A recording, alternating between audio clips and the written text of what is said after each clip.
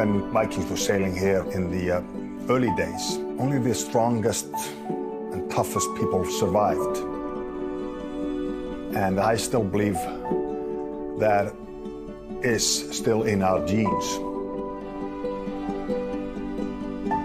The thing with the Vikings, what was the key to their success? They were master shipbuilders and navigators. On the boats in the old days, you had to lift the stone. If you lift a small stone, you get a half a share. And if you lift a big stone, you get a full share.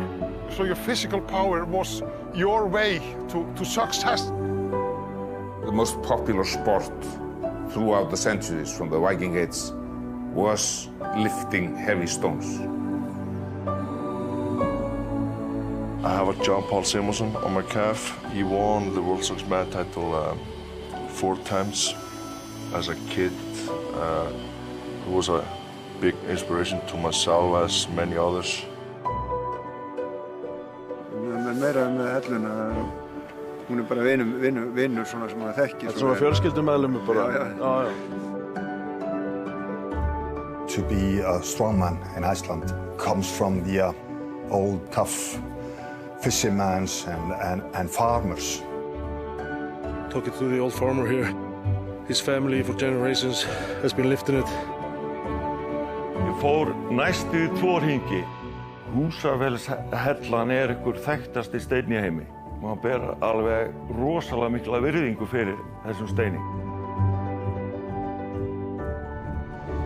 Já, ég veit í sögurnar þessar steina og hef prófað að lyfta þeim eitthvað.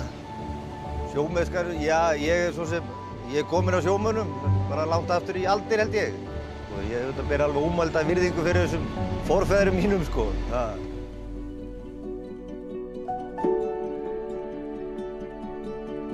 The saga of Grettir the Strong is a more deep-going psychological study of the hero. What he is fighting all his life are not beasts or enemies, it's his inner demons. There's a support from the community in Iceland to be a strong and independent woman. We got the voting rights really early. We had the first female president in the world. I'm proud to be Icelandic because we have such a beautiful country, beautiful culture. Like, I believe that this is all connected to the past. You had to be strong, you had to be tough, you have to be mentally strong to stay here and live off this land.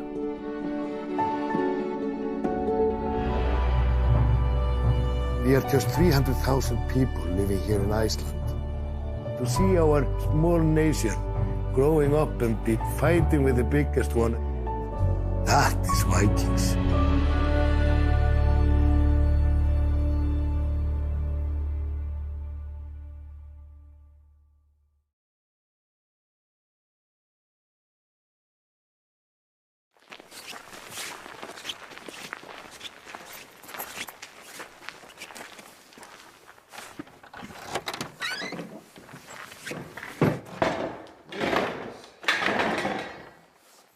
My instrument hér. Og svo líka erum með hreinan tón, þannig að þú getur spilað. Eru þar með? Já. Þá getur hérna.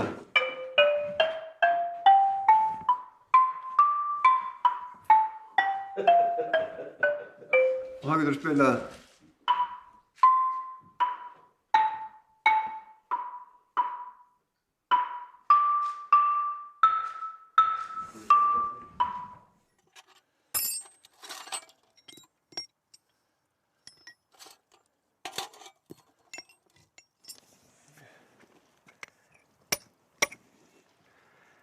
Grjótið úr bæjargilinu sem ég búinn að gera svo margar höggmyndir og bara myndirnar sem ég hef gert úr grjótinu sem kallar á mig, sem á staðnum hérna. Því forfeður minni gerðu svo mikið. Ég heiti Páll Guðmundsson og fæddur og uppalinn hér á Húsafelli. Mitt starf listamaður, myndhöggvari og málari, listmálari.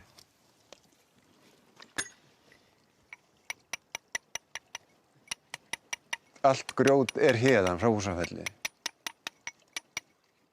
En samt notar maður ekki aflið eins og þú veist þegar menn að taka, það bara vist sem rétt, högg sem rétt sem maður notar. Jú, það mjög góð tilfinning því að þá ertu meira í sambandi við steininn. Braustu úr þeim eða fannstu það svona? Svona samloka sem maður opnaði. He found this up in the hill in the mountains, and he carried it with him. He split. They were like a sandwich, and he just opened them up.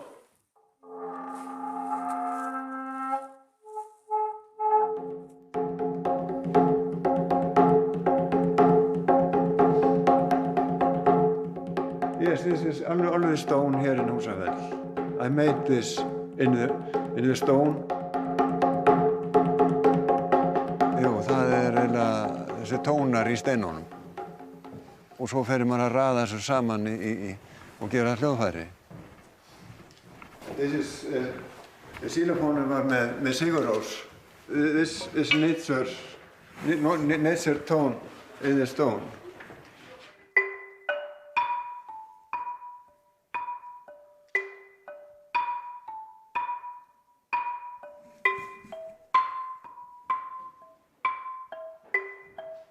I believe, and I've always said, the genetics in the Icelandic people comes from hard working, comes from the Viking. We have a lot of those, like, just, I don't know if you call it like farm strong people. They're just naturally strong. You know, in the beginning, living here or settling here, only the strongest and toughest survived.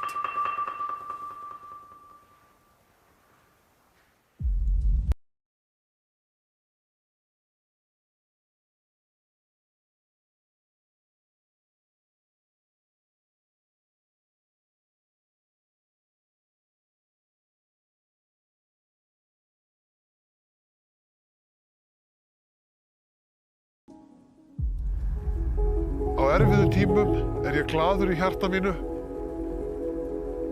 fullur af hugrekki.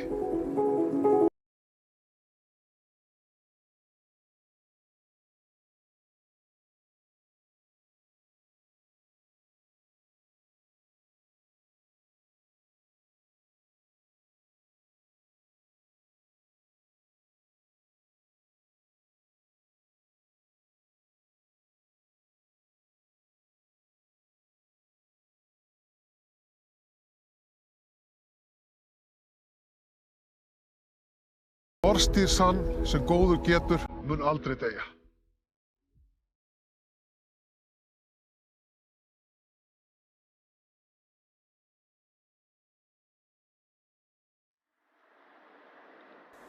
To be a strong man in Iceland comes from the old tough fishermen and farmers.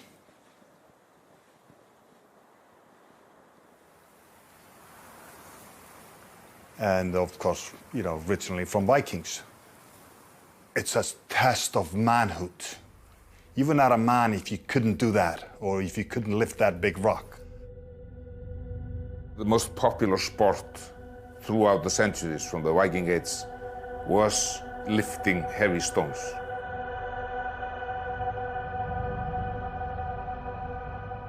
A very famous set of stones is in Dritvík.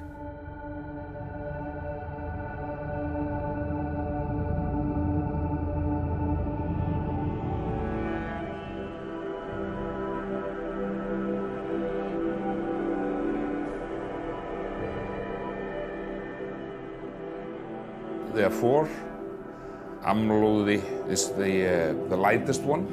Amlóði 23 kíló, svo hálfdrættingur með 54 kíló, hálfsterkur 100 kíló, svo fullsterkur þyngsti 154 kíló.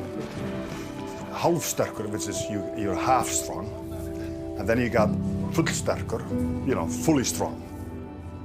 They used to have these tests, you know, if you could lift the heaviest one, you were allowed to be one of the crew on the fishing boats.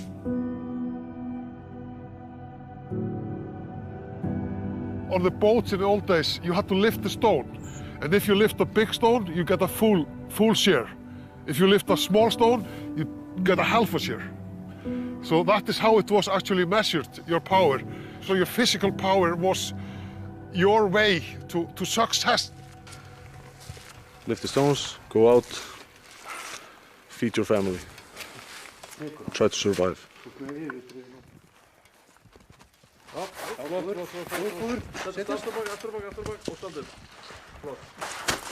Now you're half strong.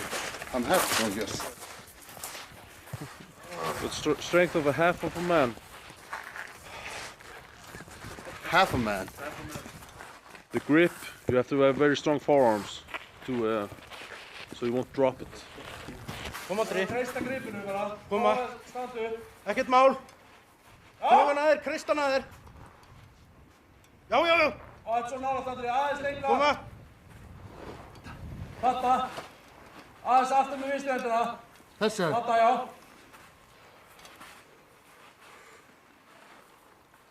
Koma.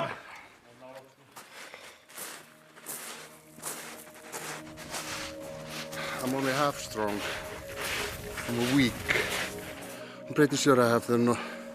I could probably do them if it was more dry. Now we take you back to the gym. Yeah, and we train. We have work to do. You must train. You must train.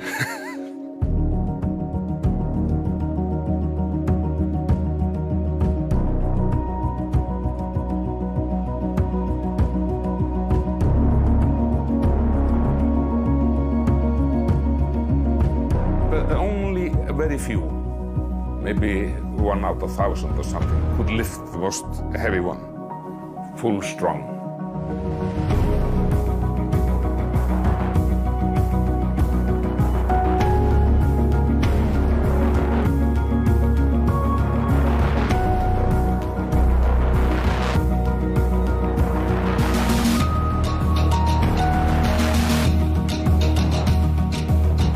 They were highly respected because they could lift this stone. I picked it up a few times before. Never as hard as this. The rain is very slippy. Slippy when it's dry.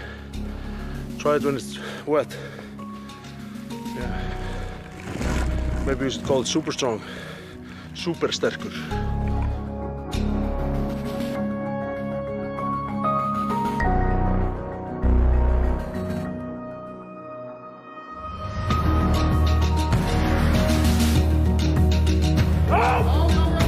Og svo, annan og standa! Yeah! That was very, very good. His first time. Hann var alveg virkilega svikull. 154 kíló. Ég held hann ekki svona erfiður.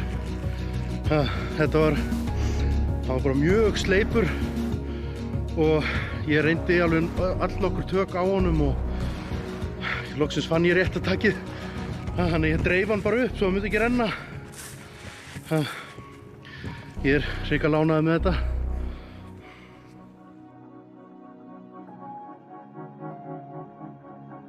There's some connection, can't explain it. You know, something about being Icelandic. This is deep in our culture here in Iceland. You know, you read the sagas that were written maybe in the year 1100, 1200. You know, they were written on calf skin.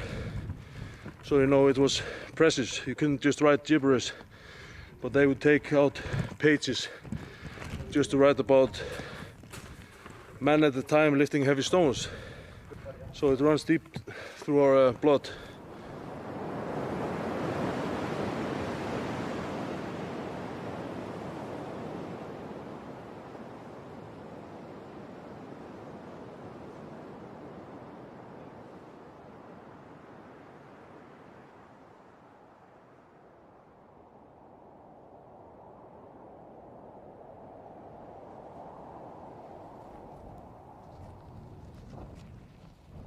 There is some history with the women in Iceland. It's that pure will. You want to see how far you can go, and you want to go further than anybody else. There are some strong women that have done extremely well. There's a support from the community to be a strong and independent woman. I've never felt like it's been looked down on. It's rather the opposite. We have a lot of really strong role models, not just physically, but mentally and empowering. Growing up, I looked up to Vigdís Finnbogadóttir, the first female president that we had, that I thought was extremely cool. There's something special about her, like an extraordinary woman, and she was someone that I looked up to. My biggest role models were my parents, because they're just like extremely hardworking people. They taught me that I can be the best in gymnastics, or the best in school, the best doctor in the world, or whatever I want to, as long as I'm just willing to put in the hard work. It's never been like a dream to be someone else. I've always been happy with being me and just wanting to be the best me I can be. My name is Annie Thorisdottir. I'm from Reykjavik, Iceland, and I'm a professional CrossFit athlete. Annie Mist Thorisdottir, a CrossFit world champion, an unbelievable athlete that puts a lot of guys to shame. I've always been super active as a kid growing up, and always needed competition, something. I just enjoy competing. Annie Mist, she was before that gymnastic. So a lot of people from gymnastics go into pole vaulting. And then she moved into CrossFit when that kind of came along with great results. Yeah, my plan was to go to the Olympics in pole vaulting 2012, but I found CrossFit 2009 and got obsessed. I think I finally found my sport. I think it was that drive of wanting to see how good I could become. I don't know what it is, but I feel it a lot here in Iceland. You want to be different, you want to stand out, you want to show that you're strong.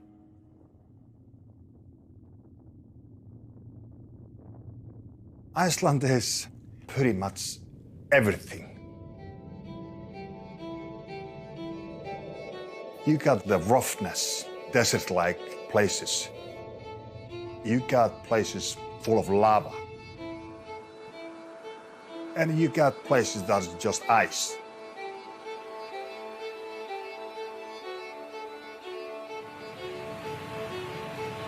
Iceland is, of course, a tough country with cold weather. We have long winters. Summers here are short and cold.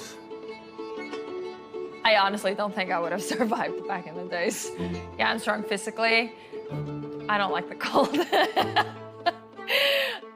I would suck it up. Some places are very isolated. We only live in the outskirts of Iceland. There's nothing inside, only mountains and glaciers and volcanoes. So travel is not so easy. Most of the land very scarcely populated. We are very few in a relatively big land. Big distances between people throughout the centuries.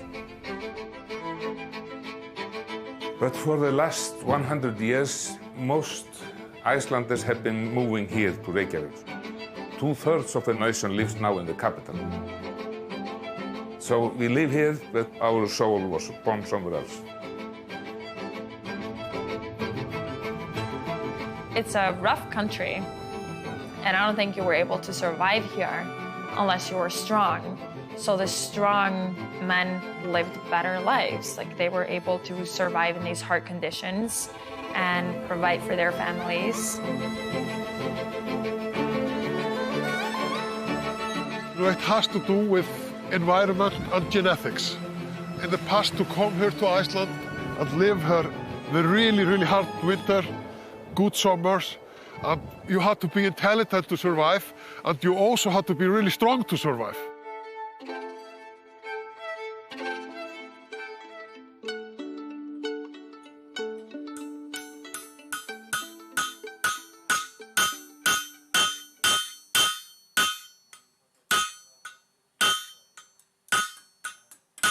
Já, það var talið að eldsmiður ætti að geta tekið steðjan upp á nefinu. Reyndar eldsmiðin þannig að það er meira hugur sem fylgir hönd heldur en aflið.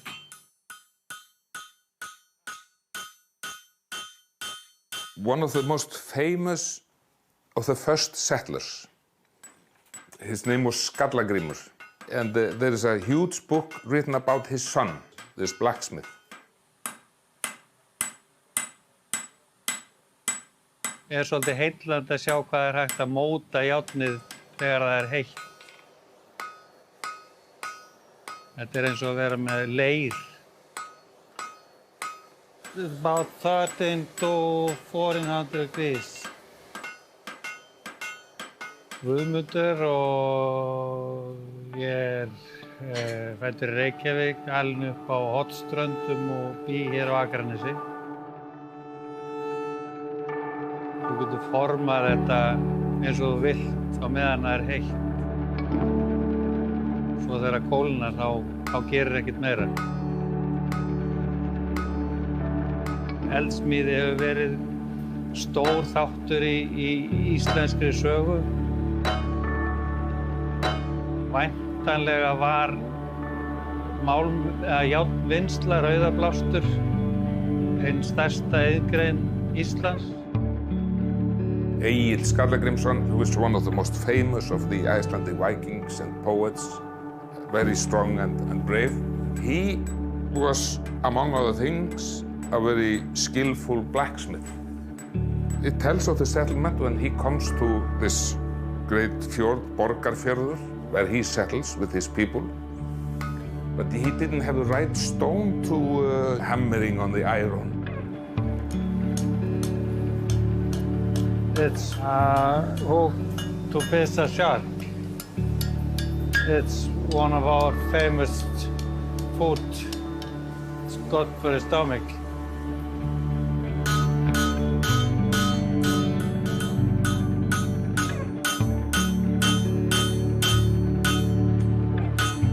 Grundvöllur í nánast allri iðn er einhvers konar verkfæri eða svoleiðis sem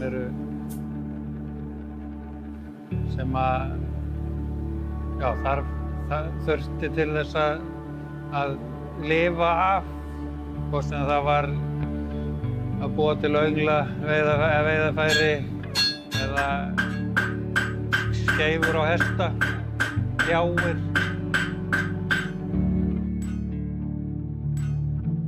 In the story, it is said that Skallagrímur, this blacksmith, he swam to the bottom of the sea or outside the coast, where he found the right stone, and he took the stone and came back with it. This stone is still existing there at the.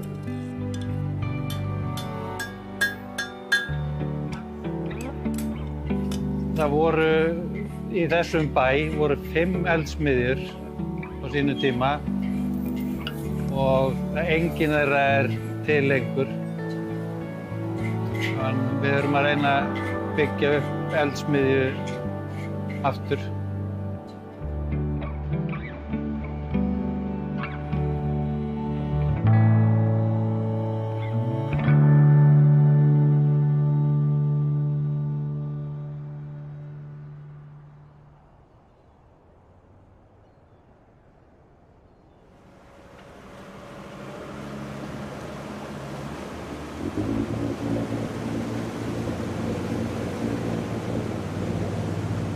Þetta eins og vera með svona smábát, þetta ekkert 8-5, sko. Ég auðvitað vakandi og sofandi yfir, sko, veðri og vindum, sko.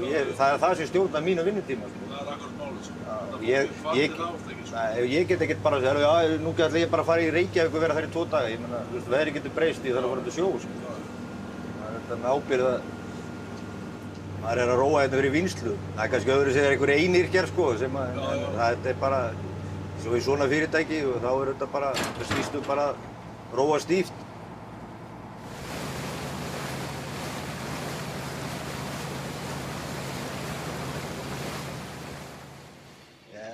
Sjómennskar, já, ég svo sem, ég er kominn af sjómönnum, bara langt aftur í aldir held ég. Afi minn og langafi þar fram undir götunum.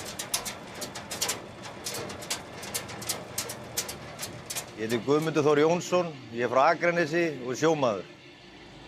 Ég búinn að vera sjómaður í yfir 10 ár. Fiskveiðar skipta bara öllu máli fyrir Ísland. Já, þetta var bara nauðsyn á þeim tíma. Það var ekkert annað en boði og þetta var bara til að framfleyta sér.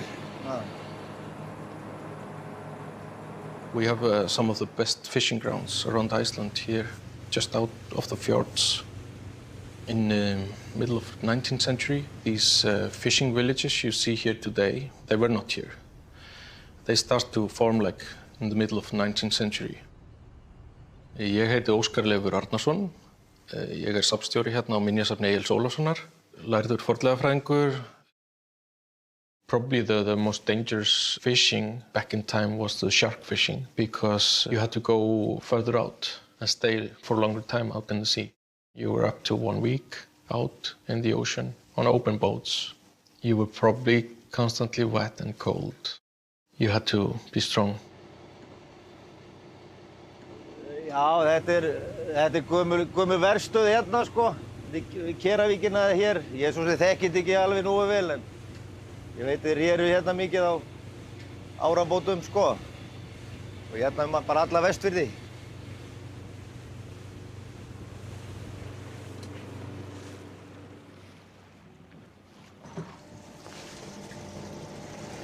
Här har vi ett putte. Okej, är vi ready? Hvað þarf til að vera sjómaður? Já, það bara, þú þarft auðvitað bara að hafa vilja og áhuga og þarna, já, hafa gaman að þessu. Ég held að það sé svona mjög mikilvægt, hafa áhuga.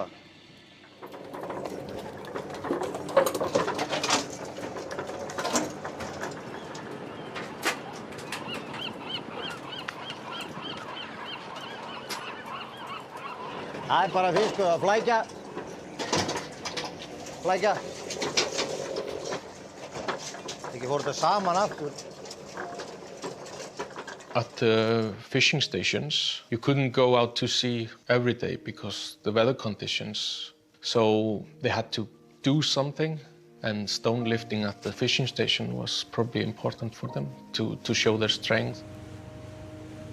Já, ég veit í sögurnar með þessar steina og hef svona, ég prófaði að lyfta þeim eitthvað. Já. Já, ég hef gert það, þannig í Dritvík, prófaði það einhvern tímann, þegar ég var bara unglingur, sko. Það gekk ekkert svakalega vel. Ég man það ekki, hvað ekki full, amlóði og hálfsterkur og fullsterkur, ég held ég hafi ekki náð þessum þyngsta, sko.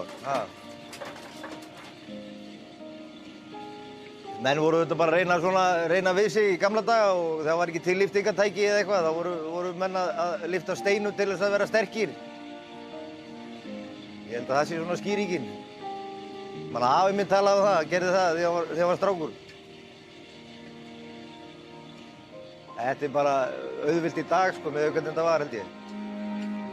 Ég held að flestir myndu nú alveg gefast upp á fyrsta degi með þessi kallagerðu held ég hérna í gamla dag, sko. Ég ber alveg ómælda virðingu fyrir þessum forfeðrum mínum, sko.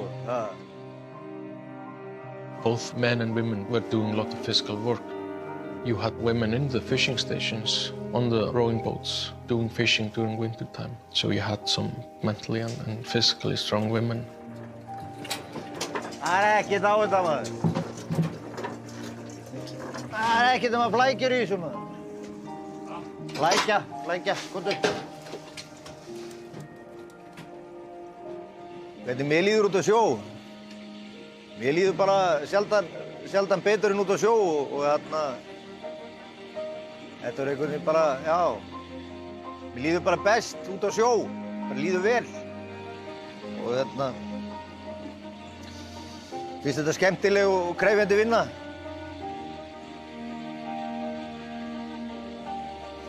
Ég mjög stoltur að vera Íslendingur, að sjálfsögðu.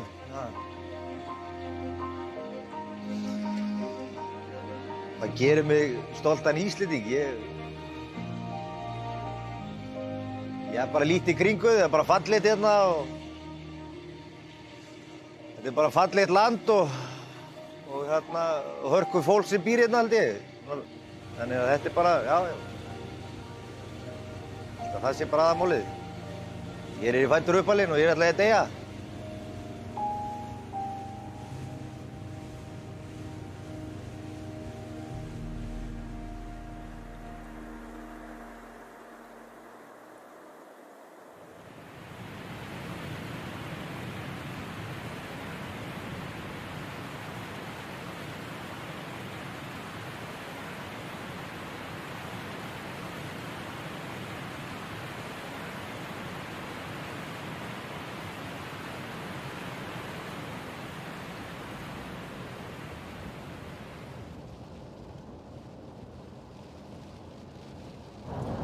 We're driving around my beautiful island that is Iceland in our quest to lift ancient history stones and challenges all over the place.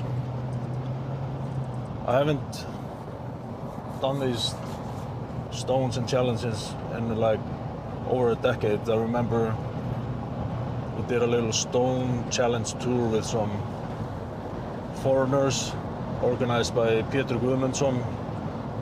I remember I was a young, aspiring strongman, but I didn't feel completed because I hadn't done the tests. So I remember that trip in 2008 was very fulfilling for me to lift all these stones, these rocks with all its history. So now I'm on this journey to reconnect with all the stones, the history, and myself as a strongman. I'm very excited for the stone test at Hvallárdrar. It's a very old test at a very cool place in my mind. It's very like deep history around it.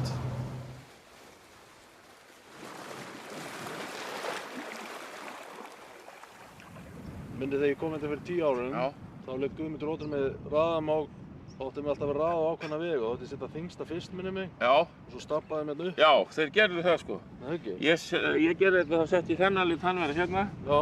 Og svo þennan hérna á móti og svo litur sko upp á. Hver er þyngstur? Býttu við. Ég held að þessi sé þyngstur. Já. Just gonna get ready.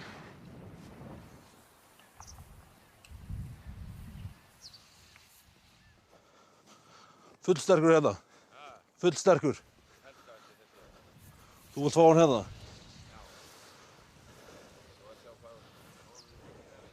Það ekki? Það er hluti af þessu.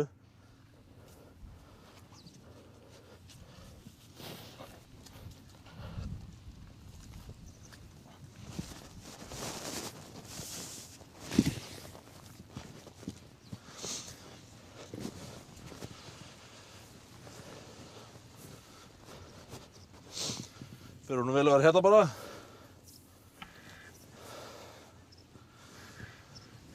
Fullsterkur.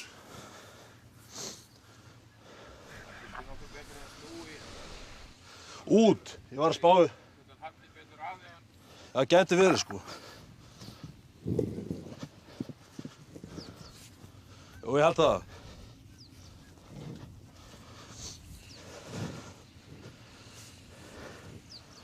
Já. Það fer honum betur. Já. Við setjum undir hann smá fleik. Það ekki? Jú.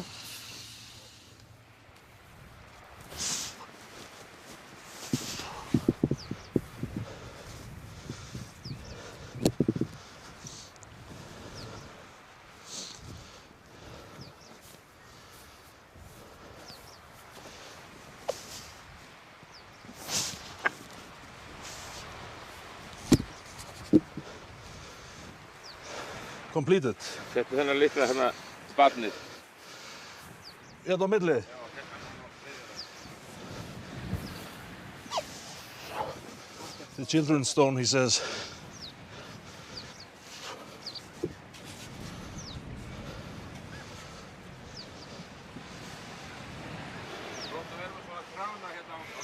Það veit enginn ef að þú að þetta sé aflunarstykki.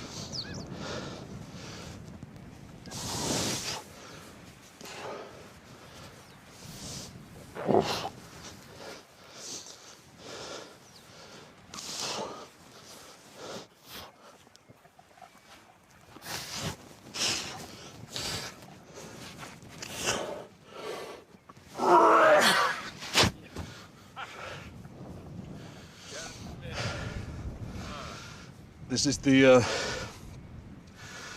extra test. This is for the extra strong guys, like yours truly.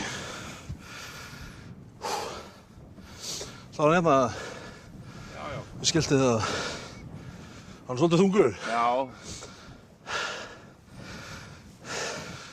Ég veist að þessi sé alveg, heldur hann sé ekki einhvers staðar 200 og... Kannski náðu því? Já, ég hugsa það. Það sé það sko. Þessi er 200. Around 200 kilos, he says. His name is Klofi. Já, þetta voru bara steinar sem vermenn. Það voru hér fullt af verbúðum og hérna var hér út. Já. Og þeir höfðu þetta svona til þess að halda sér í góðri æfingu svona þegar landlegur voru. Þá tóku þeir af þessum mólum og buðu hérna upp. Þetta er búið að vera hér í aldirnar. Það veit enginn af núlifandi hvað lengi þetta er búið að vera. Nei, þetta er ævarformt bara. Ha? Þetta er ævarformt? Já, þetta er ævarformt. 180-200 ár síðan hann hafi verið tekið fyrstur. Já. Já, er þetta fjölskyldu bæriðin, þú veist, þú ert ættaður hérna? Já, ég er fæddur hér. Já. Það var einmitt hérna, ég man þegar við komum inn á 2008, að það var brýnt fyrir því af Pétri Guðmunds og Odra einmitt að þeim skildi vera sýnd sú virðing að vera skilið eftir á réttan hátt, sko. Já. Því er ég sammála. Já, það er... Þannig að... Þegar kallar eins og þú hægt að koma, þá notuðu bara dráttarvél. Það ekki? Já. Ég heiti Stefán Sölvi Pétursson. Ég er 32 ára, aflrauna maður. Ég er styrktarþjálfari og fjölskyldumaður. This is an old test, so I was excited to come here. Haven't been here in 10 years. I was here almost exactly 10 years ago to the date. So just look at this setting and the history and everything here. It's something else.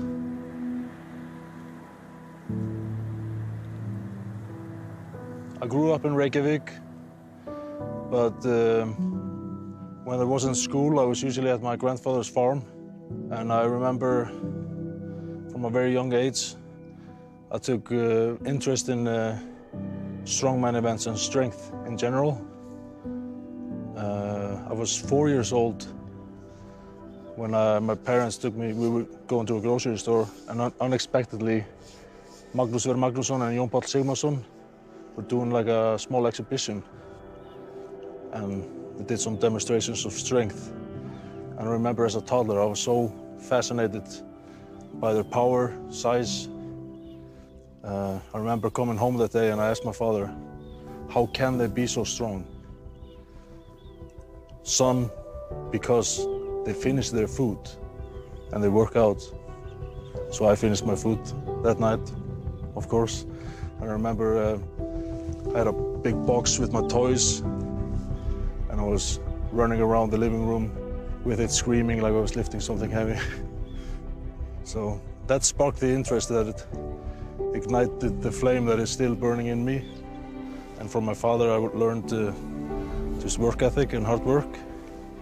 I always had the feeling I would be a strongman somehow, just because it was a dream of mine since I saw Jón Páll Today I've traveled all over the world, competed in the biggest shows, but still coming to a place like this always feels extra special. It's deep in our roots in Iceland, strength and power.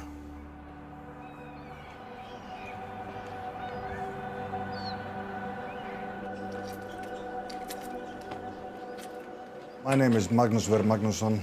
I'm from Iceland, and I've won the World's Strongest Man 4 times. Magnus Sverrir is a powerful athlete.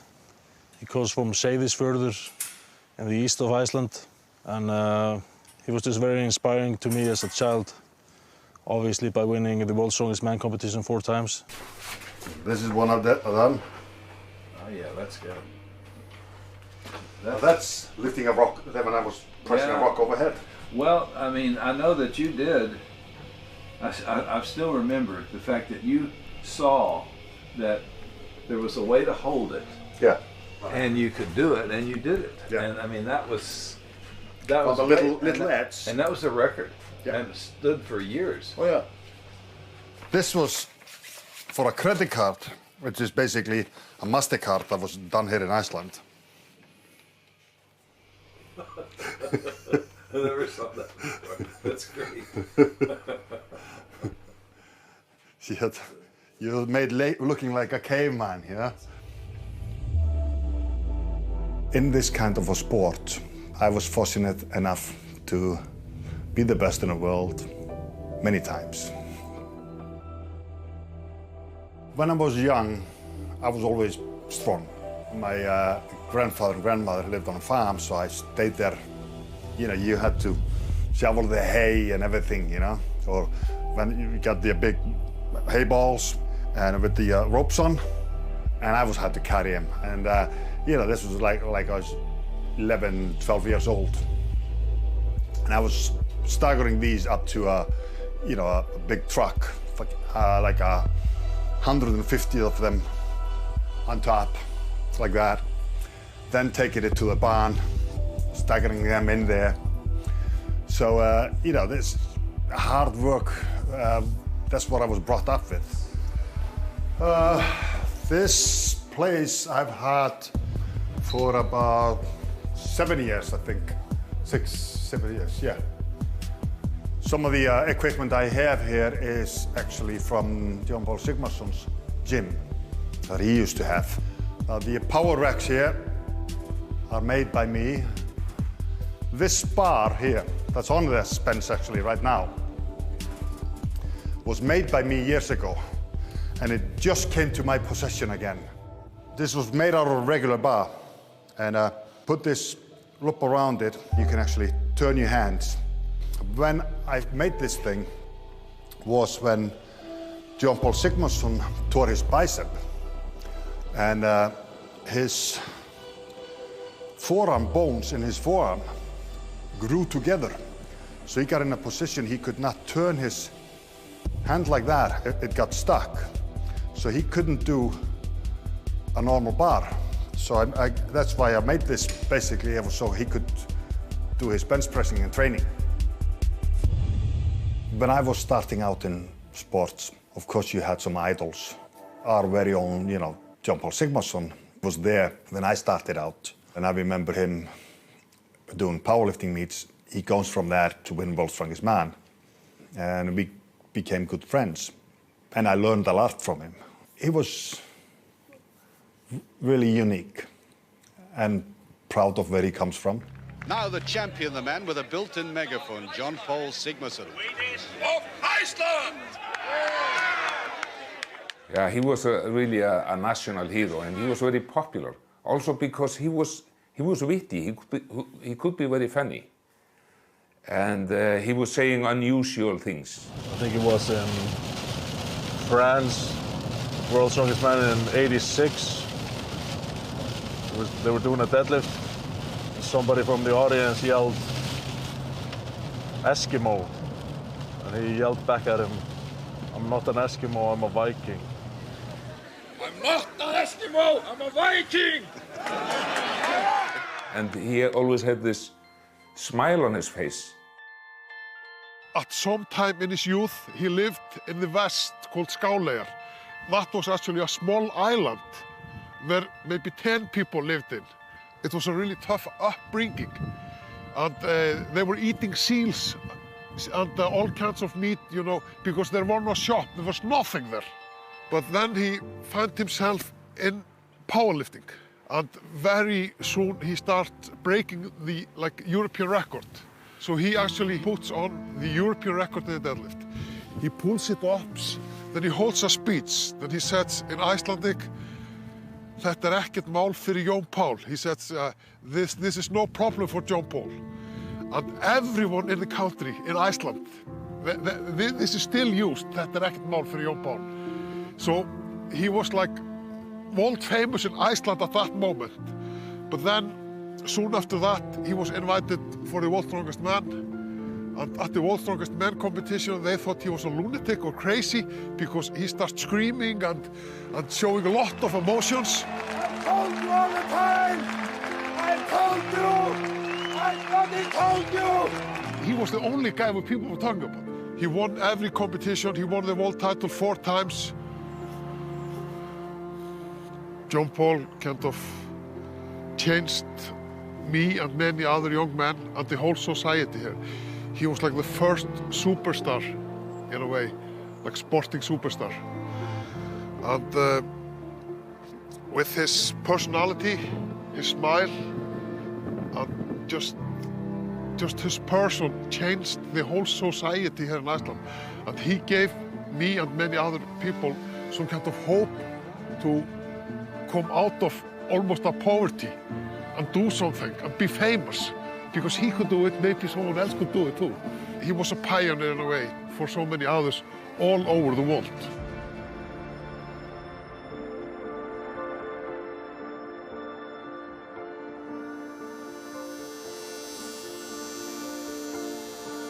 I have a Jón Pál Sigmarsson on my calf.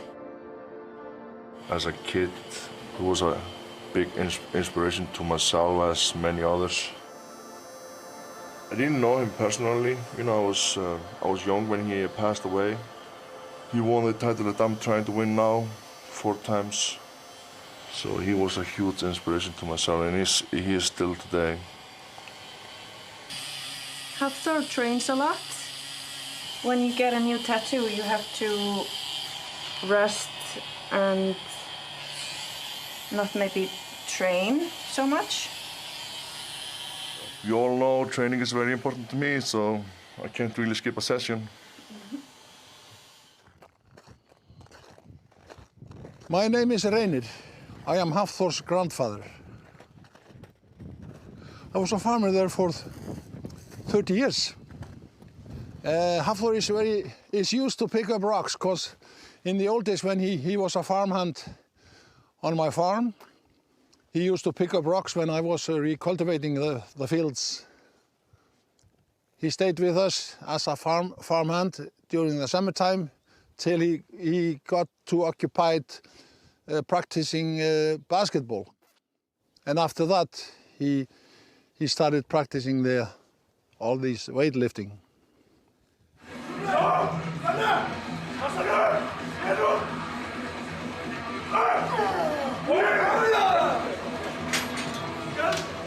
Hafþór Júlíus Björnsson, many of you know him as the Mountain in Game of Thrones. Got him involved with strongman training, strongman competitions, and he has come a long way since then, done really well for himself, and is one of the top strongmen in the world today.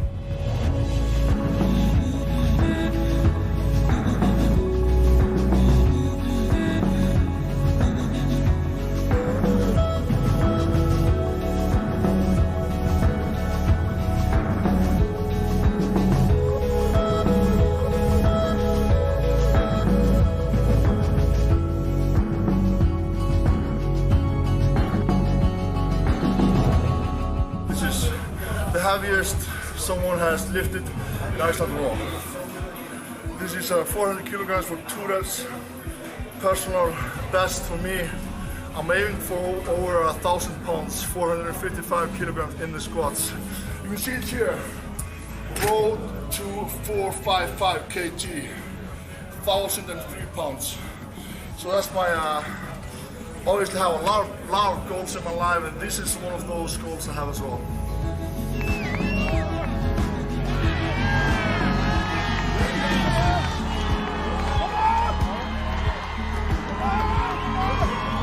If you look at Hafþór and how big he is, he would definitely categorize as a Viking, a huge Viking.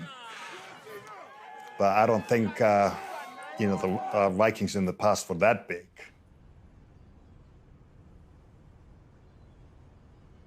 We belong to the Vikings for sure. The Vikings, they came mostly from Scandinavia, from Norway. The connection between Iceland and the Viking Age is that the Vikings, even though when we hear the word Viking, we picture a very strong person, heavy and fierce fighter with a helmet with horns on them and all this. But the thing with the Vikings, what was the key to their success, had nothing to do with this. They were master shipbuilders and navigators, and the first people that were able to navigate systematically over the Atlantic Ocean. Before that, no one could do this, and after their time, no one did this until Columbus, about 700 years later. So this is the reason why Iceland was settled, and they heard of this place, a huge island, green, where no one lived. So ships after ship came here. This is the Bayeux Tapestry. It was found in Bayeux in France around 1300, the year 1300. That was made at the Viking time. And that is one of the few things which have been found and for sure telling us how the Vikings made the ships, how they built up the houses, what kind of dress they were, what kind of weapons they had. And this is the Battle of Hastings, when the British and the French was having a fighting. This is in Bayeux, and this copy of carpet is nowhere else except here in this restaurant. My name is Jóhannes Viðar Bjarnason. I'm the owner of the Viking Village. There's many things you can find here, carved in wood or stones, or whatever will remind us from the Viking time. So you see, this house where we are now is here. And that is the houses how it was here, 1841. 1841 it was like that. Just 60 houses. And here in the front is a wood artist. My daughter was making this picture. And you can see Thor here sitting with Odin. And then you can see Frigg and Freya here with the cat and Embla. We are sitting now in a Viking temple. That was the first Viking temple, was made in Iceland, 94. They had it in Norway, very similar temple like we are sitting in. What I want to do about Vikings is just to tell people what they did. They were explorers, they were good artists, they were sailors, they were travelers, they were farmers. And through Vikings, I've been showing our culture.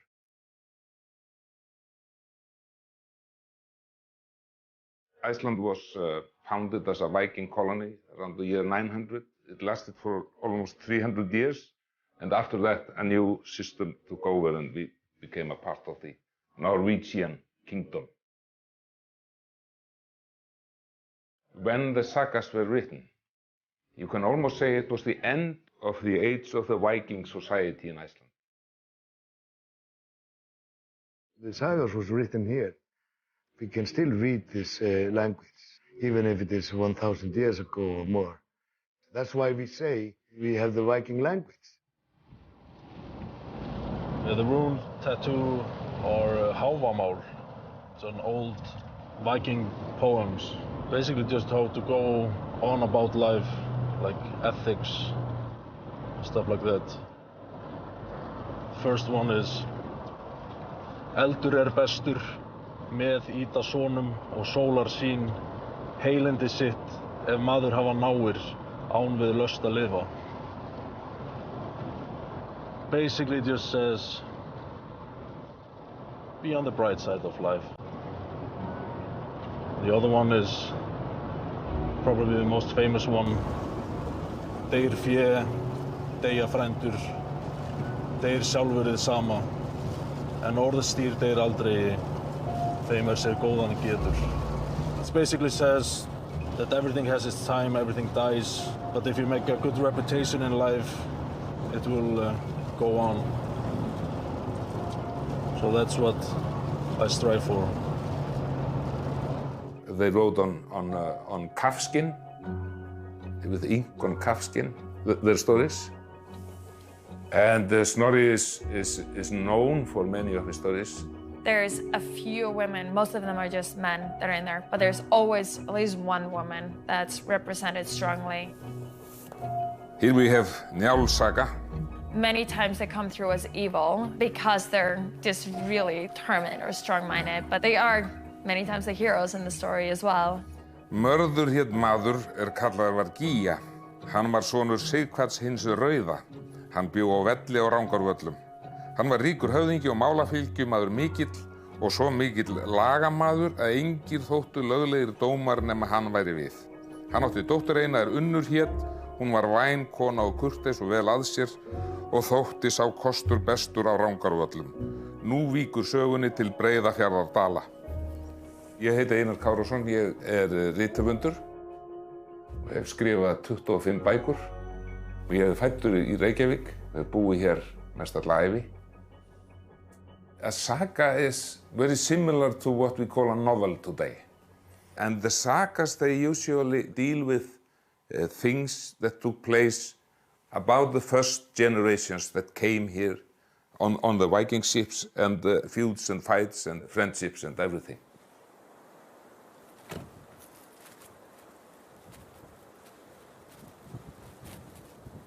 Grettir Ásmundarson var drepinn út í Drangey og komið með hausinn hér að bjargi til móður hans og hann undir þessu steini.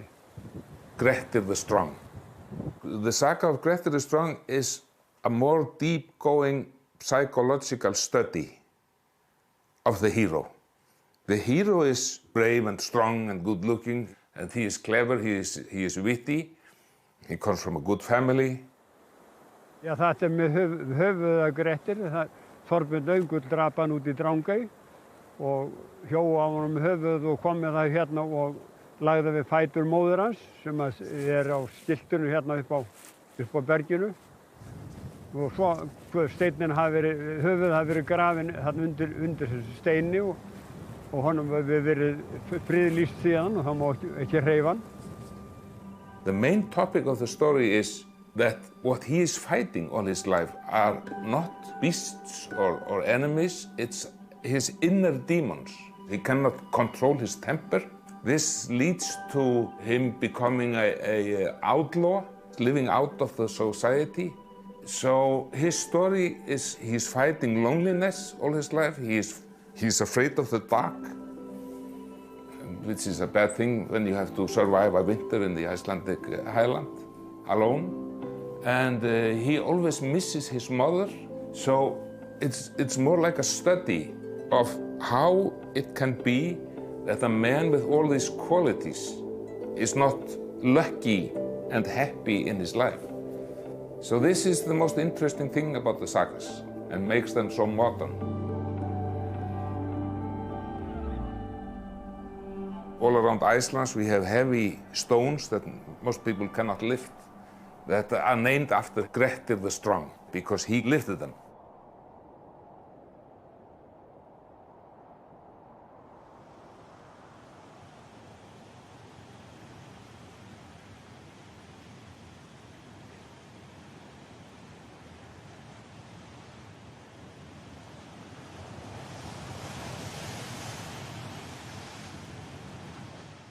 Brynjólfstak. See. Brynjólfur the Strong Eggertsson from Sjöndá. He carried the stone with straps from the shore around 1845. Stone weighs 281 kilos, around 620 pounds. Impressive. Yeah, we don't have any straps, so I can't imitate that.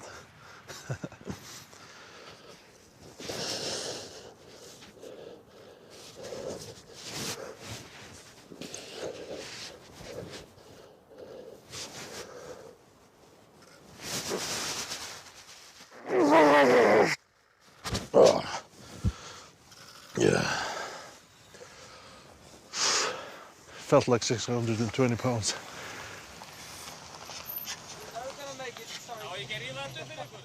Já, gjör það, ég búinn. Ertu búinn að því grillaðist? Já. Ertu ekki svona sterkur gaur? Ég svona sterkur gaur. Já, ok. Þess að fastilegur svo venjulega að reyna við þetta, sko? Já. Ég sög upp að það skildi ekkert í morgun að kallinn gæti ekki tekið þetta. Nei, það ekki. Ég sá það búið að hreyfa eitthvað við hann, sko. Já. En þú fórst hann ekkert upp? Do you want to show him the photo? He doesn't believe I lifted it up. Photoshop. On site, Photoshop. That's very good.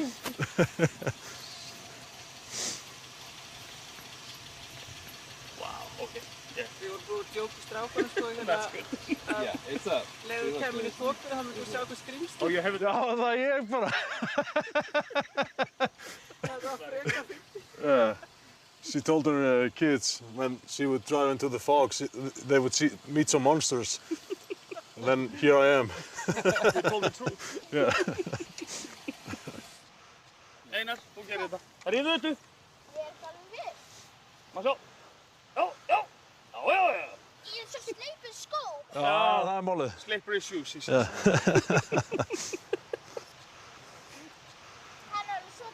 Next year, maybe. Hann svolítið þungur, sko. En það ekkert margir sem rífa þetta. Nei, þetta er alveg átök, sko. Ég faðma hann eins og ófreskju, sko. Svo ég var að kreistur honum lífið, sko. Þetta til. Og spenna við hana.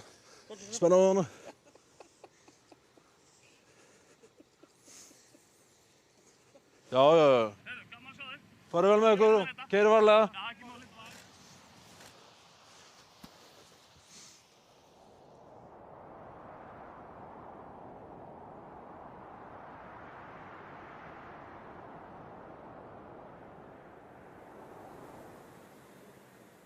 It is a big rock.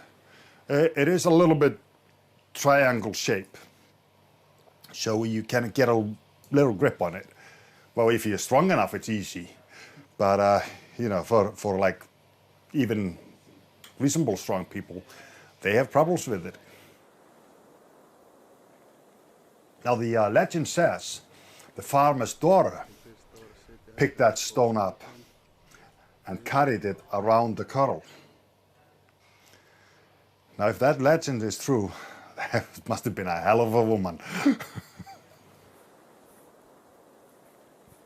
I just know that it's a ridiculously heavy stone that a lot of people have tried to lift. Like back in the days, it became famous because hardly anyone could lift it except if you were a giant. And so it's one of those things that a lot of the strong men try out to see if they can do.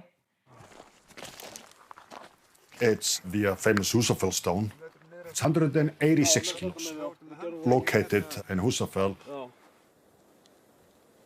This stone, it used to be the gate to open for the sheep. Þeir náttúrulega sko, þeir tók þetta sko ekki af jörðinni sko. Nei, ekki? Nei.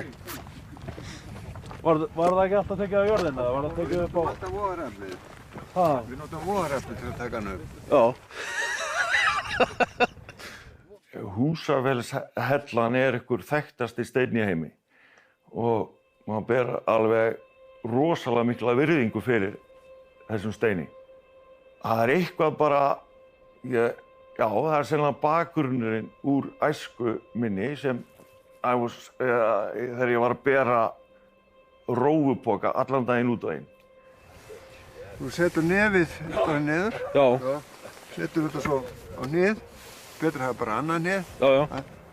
Og svo setur hann bara upp á nið og vegur hann svona upp í vangi. Já. Fara djúpt, sko. Þá ertu heldur ekki að reyna bakið. Nei. Ég kom út að Snorra á Húsafelli. Hann forfaðir minn og hann ég kom í 7. lið út á Snorra. Guðný Snorradóttir, dóttir Snorra, hún fór með hann hringinn. Tók hann helluna og fór með hann hringinn. Já, það er rétt. Fyrsta hlutin að taka hann alveg hérna og ganga með hann hinga. Já. Lyfta hann upp á hennar stein, hérna. Hér. Og hérna sérðu hoggið nafni Snorri. Já. Ég sé hérna. Þessið hérna. Já. Og það var fyrsta þrautin var að setja hana hérna upp og svo var aðalþrautinu var að fara með hana hringinn. Já. Þannig er þetta og þetta er allt gert eftir hann sjálfan að hreyfa þessa stóru steina svona. Það er magnað. Þannig að það hefur ekkert verið neitt amlóði sem gerði þetta.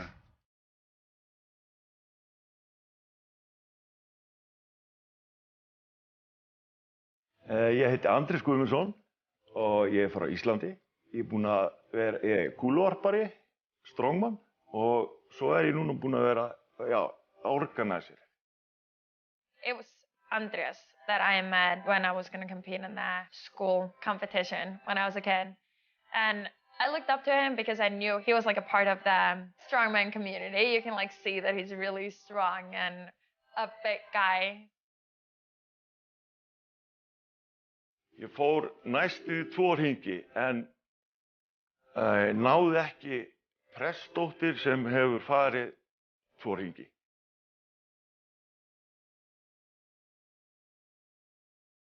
Þess vegna vonandi næ ég að reyna einhvern tímann seinna.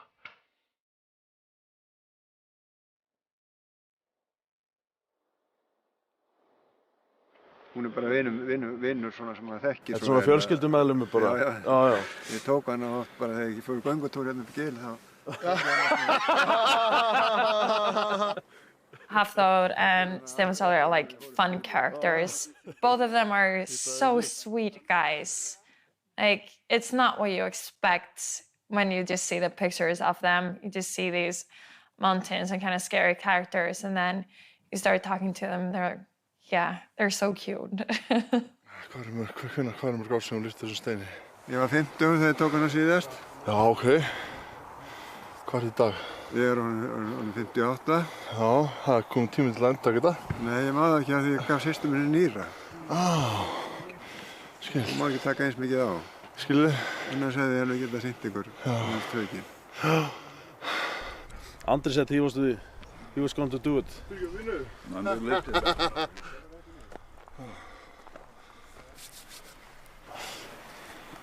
Ég vissi að Andri myndi gera hluti, sko. Já, hann er að fara að gera hluti. Ef ekki þá þú var það. Já, kannski. Andri nær þessu, sko. Andri Reyr, he's a very good friend of me and Hafþór. And he travels a lot with us to shows all over the world. He's a great guy. He's a legend in Iceland. Svona? Já. Hvor meginn er betra að vera við hana? Vertu hérna meginn við. Hérna meginn við? Já, snúinu svona. Þarna er þetta. Þarna, já, það er svolítið Svo er bara með handfangið bara hérna. Það er bara handfangið það? Já, he said grab the handle. Já. Þá hefur hérna. There's a handle down there. Remember, you have to be friends with it. Speak gently to it. Kom Andri!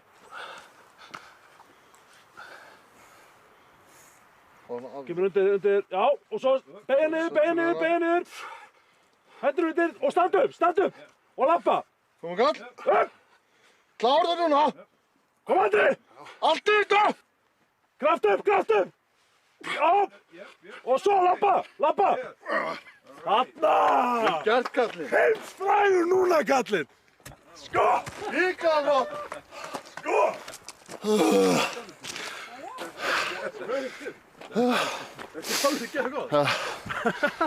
er bara að fokkin með hana. Já, hann er með þig maður. Mér finnst það mjög flott þér. Já, mjög flott.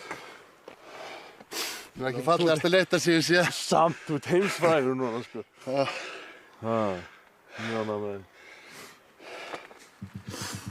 Now you see masters at work.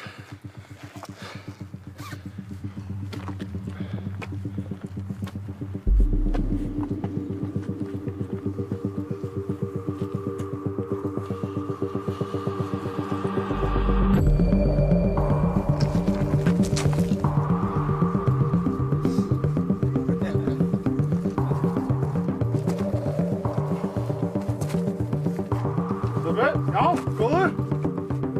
Vel. Wow.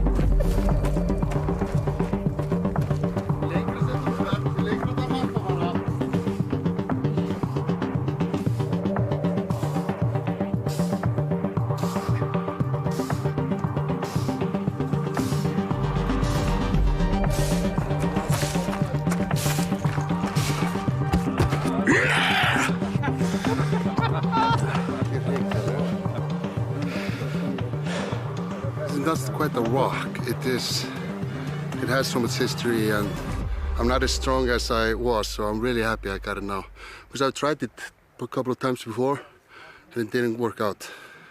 So being here gave me some extra strength. I don't know why. Like, I believe that this is all connected to the past, like from the Viking Age. You had to be strong, you had to be tough, you have to be mentally strong to stay here and live off this land in the winter time when everything is freezing, everything is cold. So definitely I think that's in our DNA or in our culture. As a fan of strongman, you know, as a toddler, you know, I hear the stories about Jón Páll and the strongman at that time lifting that stone. You know, yeah, I have respect for it. You know, like talking to the old farmer here, his family for generations has been lifting it. So people were very strong back in the day, very strong. And I'm part of history now. This history right here has a piece of my soul. Very good.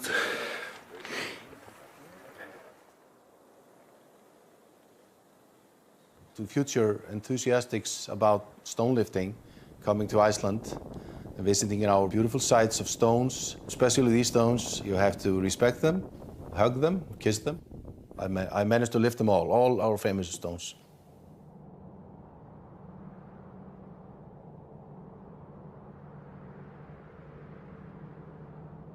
The tombstone is called legsteinn in Icelandic, which is a tombstone in English, and it is 220 kilos, so roughly 480 pounds.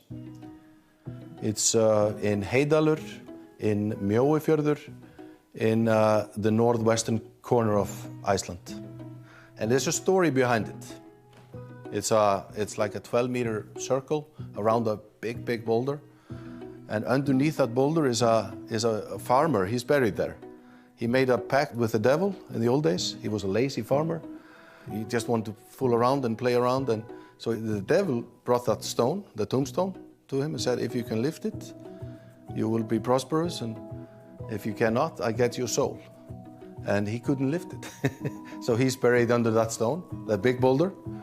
And then a deacon in the country, he saw what was happening and made a deal. If men could carry the tombstone 100 circles, his soul would be freed. And we know of 56 circles right now.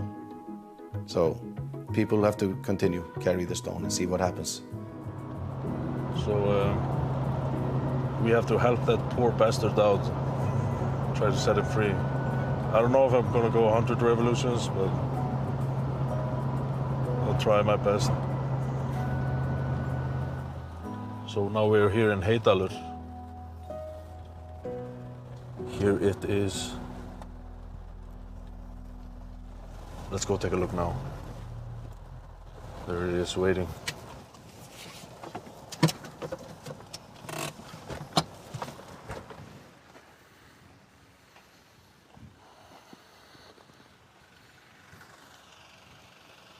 The tombstone.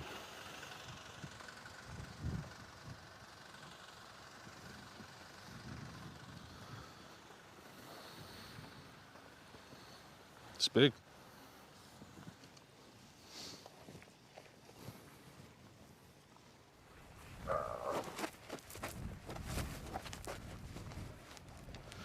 I'm going to attempt to carry the tombstone, all 220 kilos of it, around this big rock here, and try to do my part in setting the old farmer free.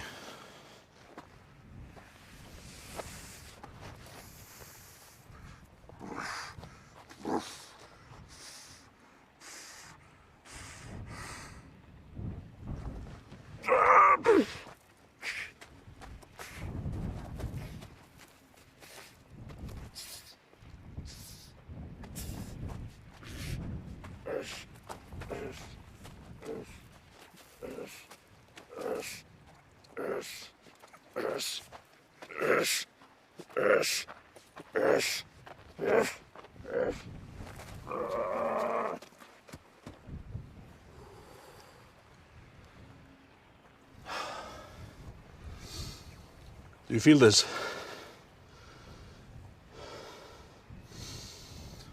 The calm after the effort. This gives me peace. Yeah!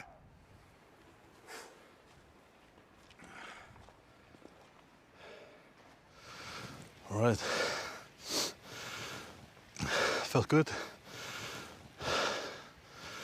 Felt good, been a long time. 9 years ago, I believe, was the last time we met. Yeah. Did it as an event. Westfjord Strongest Viking competition in 2009. And that's the first competition of a guy you might have heard of called Hafþór Júlíus Björnsson. And he beat me in that event. I remember that because I was hoping to win every event. But this new kid showed up and beat me in this event. Me and Hafþór are very good friends, best friends. Yeah, times have changed. But the stone weighs the same. Yeah, we can't leave it like this.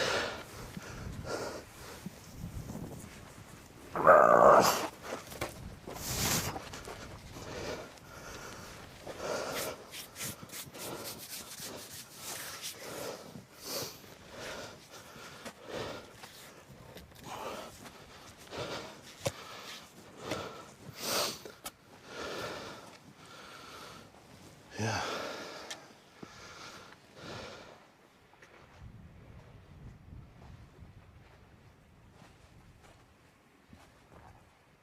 Það bara eitthvað innra með okkur eða eitthvað bara karlmannlegt og sterkt og eitthvað alvöru að vera að bera hrikalegt grjót. Konurnar eru mjög hrifnar af því.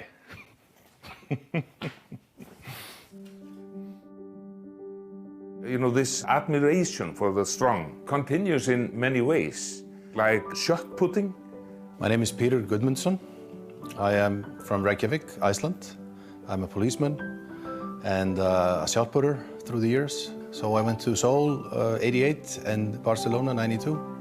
So I threw the shot as a young man 3 times a day. Like 12 years old at the farm, I laid down a pavement for my own shot put circle.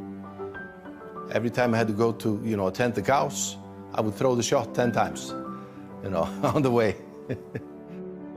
That's how I was brought up. There's nothing you can't do or you can't overcome. You want a challenge. You see a mountain, you want to climb it. There is no surrender. And I think that's a lot of the mentality here. I feel like women here they're not afraid to be strong. And they have such a strong mindset. It was a rough country to live in, and you also had to be a really strong woman to live here back in the days. So I think that has just been engraved in us throughout the years, and it's definitely still here. If we talk of a soul of a nation, what do we identify with? It's all rooted in the sagas. This is our cultural background. So having a strong heart is always been regarded as a very valuable quality. And I still think this is something that you want to show. It's a natural thing here in Iceland to be strong and be training and be tough. Every person's soul, they are aware of strength and power. And we still are. You know, still going up against the bigger countries in many sports, still doing really well.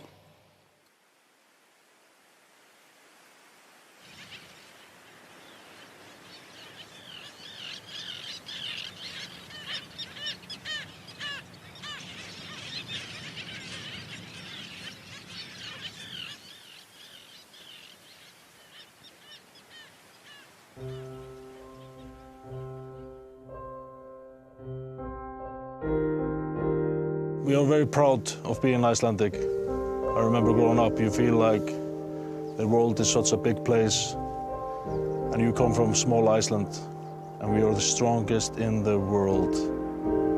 And to a small kid, that's very inspiring. And I think that goes to all aspects of life here. Just everything we do, we want to do it good, we want to do it properly, and we want to make some noise in the world. Icelandic people are proud. They're proud of their country. They are proud of where they come from. A lot of times we feel like David beating the Goliath. So the fighting spirit is there.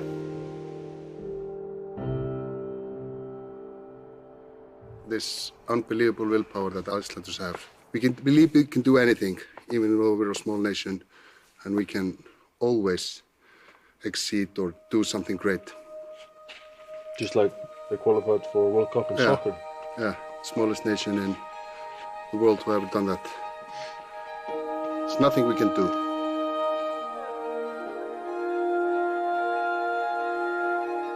I'm proud to be Icelandic because we have such a beautiful country, beautiful culture. To belong to such a small population makes you even more proud. I don't know, there's so much power, there's so much freedom in just rough, real land. It's still the way it used to be. I feel like I can just feel the power from the country. I think we definitely feel and sense the power of the Vikings from the old days. No doubt about that. It's always, when you're training hard and competing somewhere, you can always dig into that. I'm a Viking.